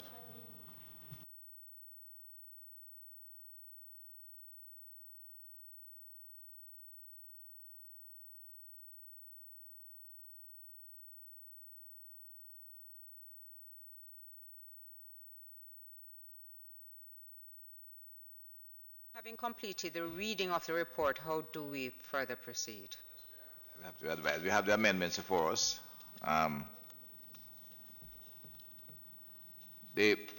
Having completed the review, we have made some changes. Do we need to do so before I confirm the report? Beyond the changes, I think the report just needs to be edited for clarity. It's quite verbose and non-specific in some areas, even where the essence of the recommendation has been captured. So we will have to go through to make sure it is succinct and makes sense in reading. Sorry.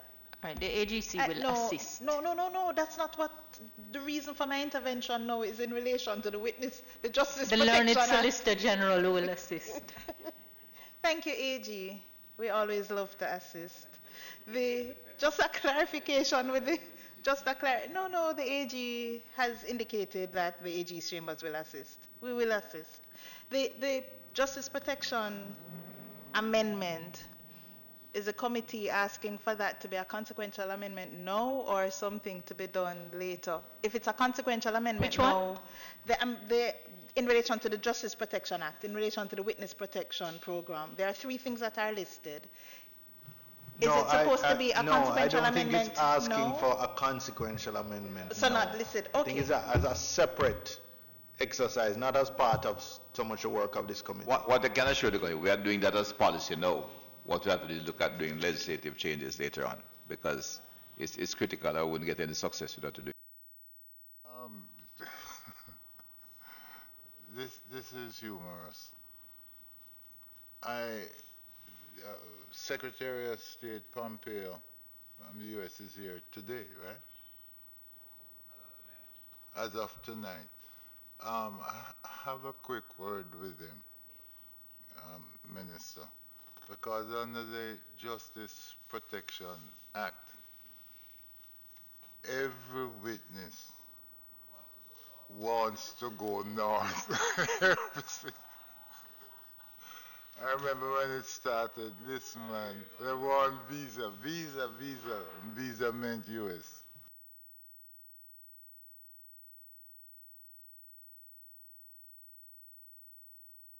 Finish on the process we go. We're gonna have editing, and then what? We have a sitting or a select group just review the editing and before we sign off on this for laying the house. We have Change it by email, Right. and comments would come back. I and think. then we have to have a final sitting. Is that the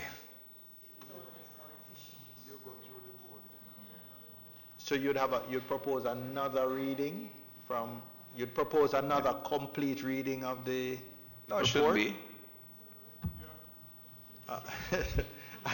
You think? You don't think we could circulate it,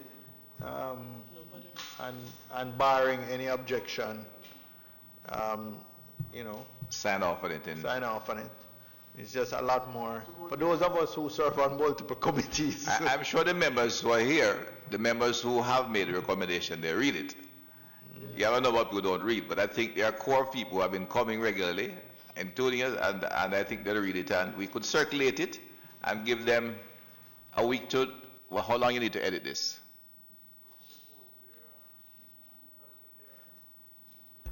Chairman, I mean, we're very efficient. However, we're not only going to be assisting with the editing of the report, we also have to look at the list of amendments because we didn't get the opportunity to review the list of amendments as yet. So there is a little bit of work. that we Give would me have a to time do. frame you think would need.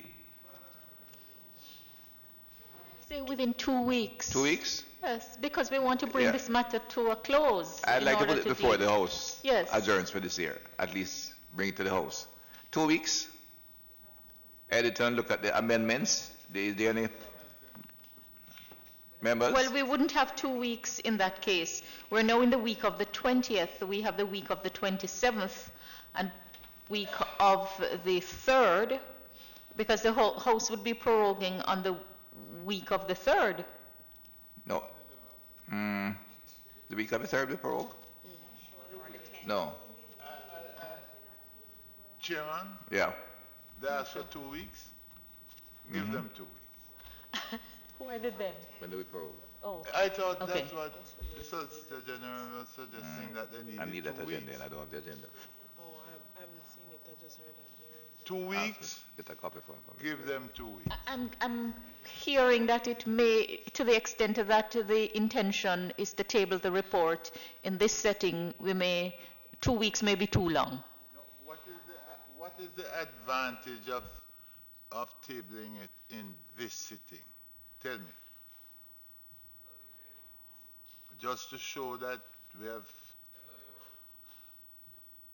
and I prefer, quite frankly, to show that we have done the work thoroughly. And so the optics of tabling it in this legislative year, to me, takes a secondary position.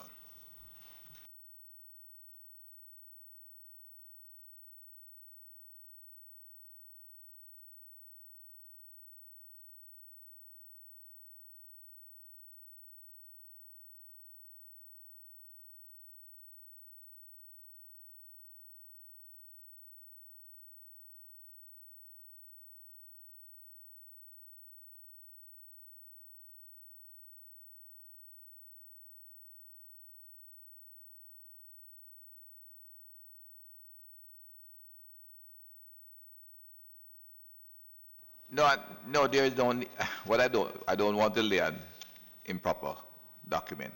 I think that's the reality of it too. It would have been nice to do it before, because we have been at it all year, but, We could meet on the 6th, sir. eh? It's a Thursday, on the 6th, That we meet on the 6th? in the morning. No, when the meetings that were regularly attended were, which one? The Wednesday or Thursdays?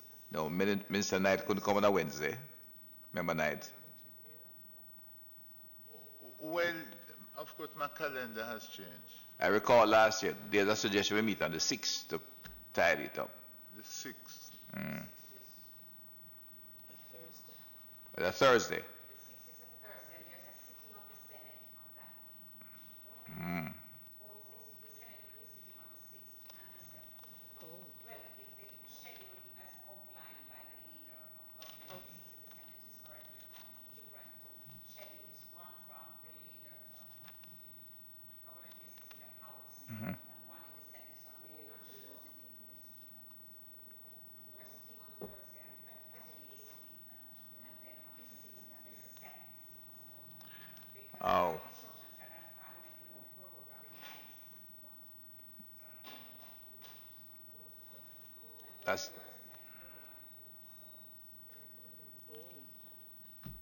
all right, this sounds tricky. We'll have to meet after the budget debate, which finishes on the end of February. We can't do it in the budget debate. We can do it during the sectoral debate, but we have to allow the budget debate to go through. Huh? Yes, kind of long. It's difficult to get it through before then. We'll have to meet next week, and that's kind of tricky.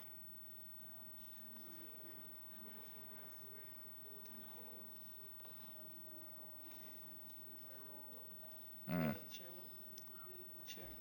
The SG is not here. Yeah.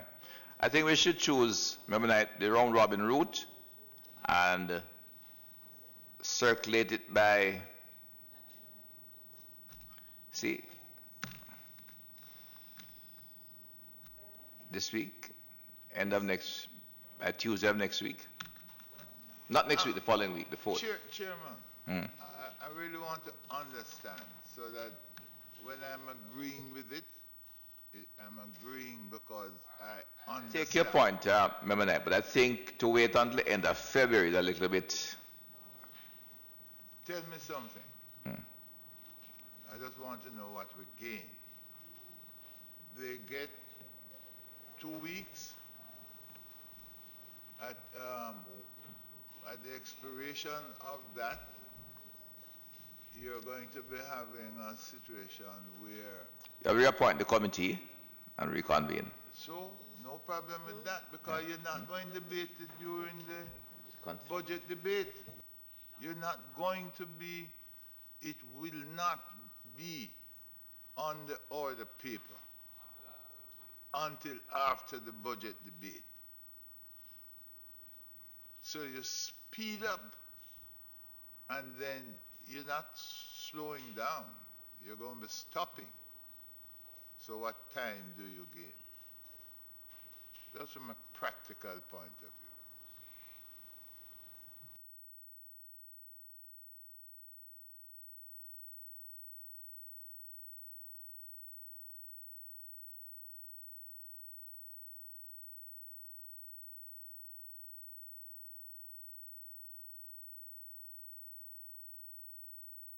Look, we have taken a long time, but we need to do it right. It means we'll have to reconvene at a date to be fixed, which would be the first week in March, it looked like.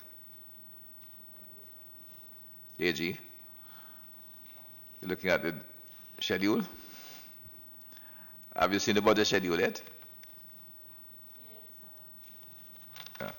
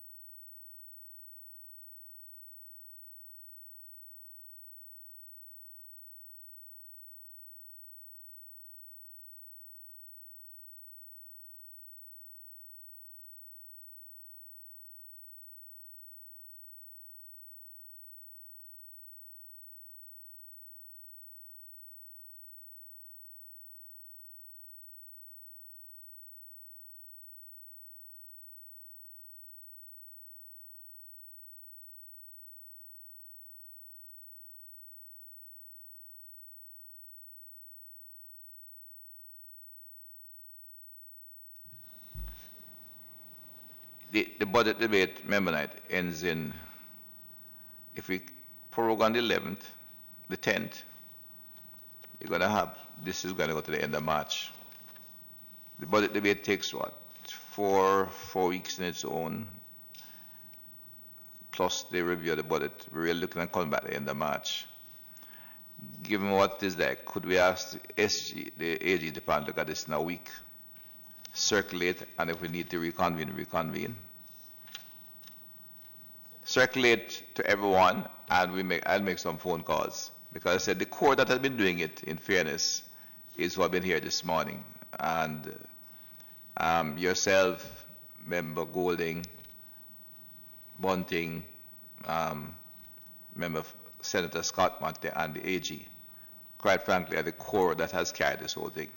We circulated, and I think all your comments have been taken into consideration, and see if we can late on the, before we go out, to late again. I really just need to get this piece of legislation correct. If there's any error, we have to follow through. I think it could be done. All right. About the list of amendments. No, you'll be looking at that because the amendments are consequential to what we have, the reports. So. I think we may briefly have to just go through the list of amendments is attached. Sorry.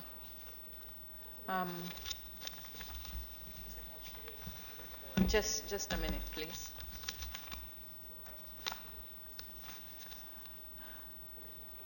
Right. So we have as Appendix 2 the list of amendments that we would need to, before we wrap this meeting, quickly go through. We have, tough, you know. Right, and we have not gone through before, right. So we're going to definitely need to come back. So, Yeah. Chairman, perhaps what we could do is to, having done today's review of the first part of the report, we would tidy up that part and we would circulate the revised to members ahead of the next meeting in the event that there is any comment to be further considered or any suggestion. And then at the final meeting, we would look at the list of amendment and finalize the report for tabling. Yes, suggestion we meet next. We can't meet the 6th is Senate, so that's out. Wednesday is a bad day for some members, if I recall correctly. The 5th, okay. February 5th, Ms. McCarthy. Yes. Lock off the space today for me. No, whatever happens, we find a room. And 10 o'clock, we have to get space. 5th in the morning or the evening? I remember there were no more And members. that being the case, when would you table? We table on the day of proroguing, essentially, Which is when? the 11th. No, that's this new term. That's not when we prorogue, that's when we start the legislative year. So on speech No, the is 11th is when we delivered. start, we prorogue on the 11th. The 10th, sorry, the 10th. Sorry, the 10th. We'd have late the same day, final day of Parliament. I don't know that we're having a No, sitting that's on for the Monday, no. prorogation. No, we'd have, There's no sitting for the prorogation. no, there's no sitting. So we would be tabling. We meet So on the the 5th. the fourth is would the be last day for for you to be able tabling. to table. Right. The 4th, the Tuesday, would be the last day to, if you're going to table a document, that would be We'd have to meet on Tuesday morning. the 4th. So we would,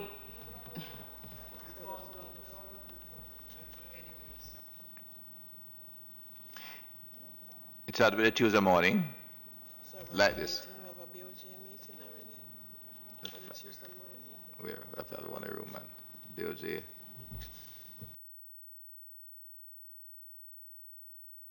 that case, I think, just in case we're not being too ambitious, notwithstanding the good intention, we could look tentatively for the morning of the 4th Tuesday the 4th, and then we'll see.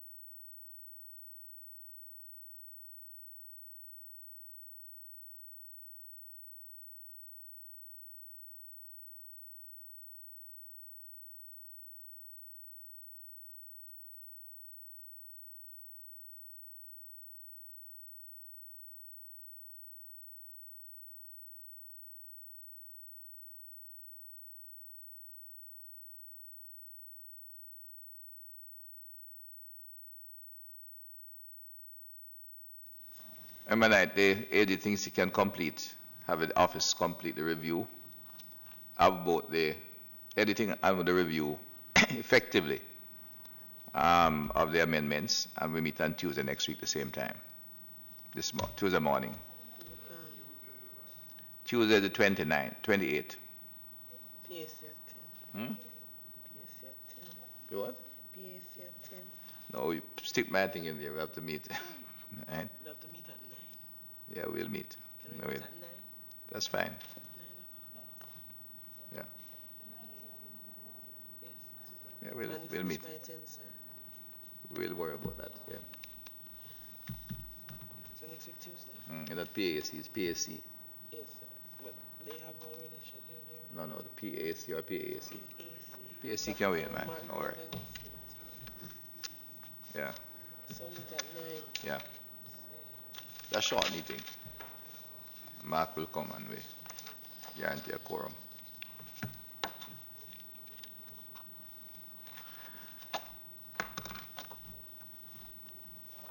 Member Knight, I think some good work was done by your colleagues who are attending, and there are not much major outstanding issues. It's a matter of editing, and we'll circulate by weekend, and we can make comments, and we meet on Tuesday morning to look at it. If there's an issue we have to proceed, we proceed beyond the time, but it really looks a little bit, given the nature of the legislation and what we're trying to do, to wait until the end of March to come back shows a certain level of, although and which is not totally incorrect. Members, we had to cancel a few meetings. But we do it on Tuesday morning, we should be able to get it in, and then we discuss it further. What time on Tuesday, Chairman? 9 o'clock. 9? We come straight here. PAC. Yes. You're on the 7:30? I serve breakfast. Anita.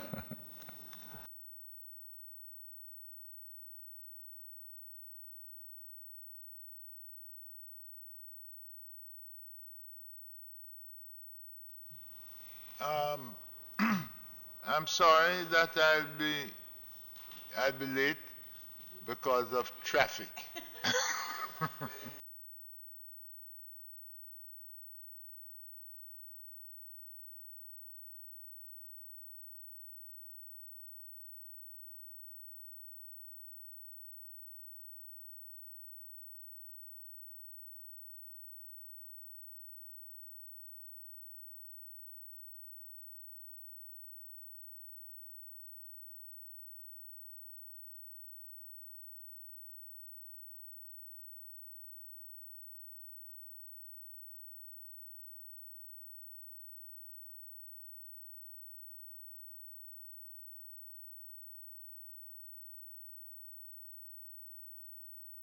We'll adjourn until next Tuesday morning at 9. Let me thank members for coming and thank you for the work. We should wrap up. Especially our technical team has been always here, even when we had to postpone. But let's wrap it up next week and move to a number of other issues which have arisen from this we'll have to deal with.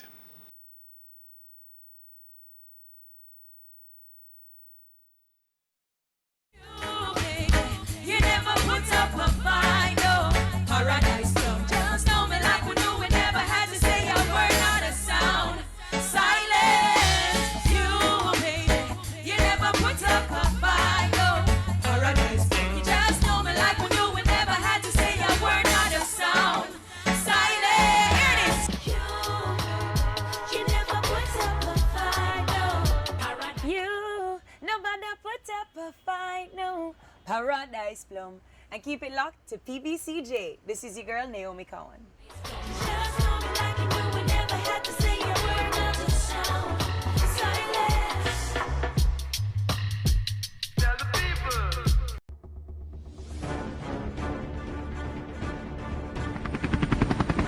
I am Jamaican.